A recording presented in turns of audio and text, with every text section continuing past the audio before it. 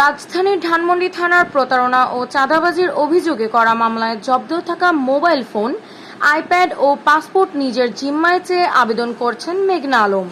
এ সময় তিনি আদালতে এসে বলেন, আমি মডেল নই, পলিটিক্যাল লিডারশিপ ট্রেনার। আমাকে গ্রেপ্তার নয়, বাসা থেকে অপহরণ করা হয়েছিল।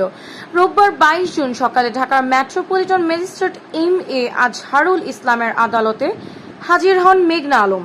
এরপর তার আইনজীবী মহসিন রেজা পলাশ ও মহিমা ইসলাম বাঁধন জব্দ থাকা মোবাইল, আইপ্যাড ও পাসপোর্ট নিয়ে নিজ জিম্মায় চেয়ে আবেদন করেন। শুনানি শেষে বিচারক পরে আদেশ দেবেন বলে জানান। শুনানি শেষে মেঘনা আলম বলেন, গত 9 এপ্রিল আমাকে গ্রেফতার করা হয়েছে বলা ভুল হবে। আমাকে অপহরণ করা হয়েছিল, কারণ গ্রেফতার করার একটি আইনি প্রতিক্রিয়া থাকে, সেটা মানা হয়নি। আমার বিরুদ্ধে কোনো অভিযোগ, মামলা বা ওয়ারেন্ট ছিল না। আইনের লোক হোক বা না হোক আমার বাসায় এসে তাৎক্ষণিকভাবে হামলা চালিয়ে জোর করে নিয়ে যায়। এটাকে আইনি ভাষায় অপহরণ বলা হয়, গ্রেফতার নয়। এর আগে গত 28 এপ্রিল ডিটেনশন আইনে মেঘনা আলমের 30 দিনের আটকাদশের বাতিল করা হয়। ওই দিনই কারামুক্ত হন তিনি। এরপর থেকে তিনি জামিনে আছেন। গত 9 এপ্রিল বাসা থেকে আটক হন মেঘনা আলম। পরদিন 10 এপ্রিল বিশেষ ক্ষমতা আইনে 30 দিনের আটকাদেশ দিয়ে মেঘনা কারাগারে পাঠানো হয়। এছাড়া গ্রেফতারের পর গত 12 এপ্রিল ভাটারা থানার প্রতারণা মামলায় দেওয়ান সমীরের 5 দিনের রিমান্ড মঞ্জুর করেন আদালত।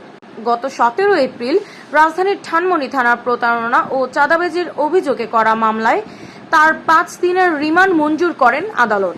গত 22 এপ্রিল এ মামলায় তার আরও 4 দিনের রিমান্ড দেওয়া হয়। রিমান্ড শেষে গত 27 এপ্রিল থেকে কারাগারে পাঠানো হয়। এদিকে চাঁদাবাজি মামলার অজ্ঞাতনামা অভিযোগ থেকে জানা যায়, মেঘনা আলম, দেওয়ান সমীর সহ 2-3 জন একটি সংঘবদ্ধ প্রতারণা চক্রের সক্রিয় সদস্য। তারা বিভিন্ন সুন্দরী মেয়েকে দিয়ে বাংলাদেশ কর্মরত বিভিন্ন বিদেশি রাষ্ট্রের কূটনৈতিক বা প্রতিনিধি ও দেশীয় ধনাঢ্য ব্যবসায়ীদের প্রেমে ফাঁদে ফেলে অবৈধ সম্পর্ক স্থাপন করিয়ে কৌশলে বিভিন্ন উপায় অবলম্বনের মাধ্যমে তাদের সম্মানহানির ভয় দেখিয়ে অর্থ আদায় করে আসছে।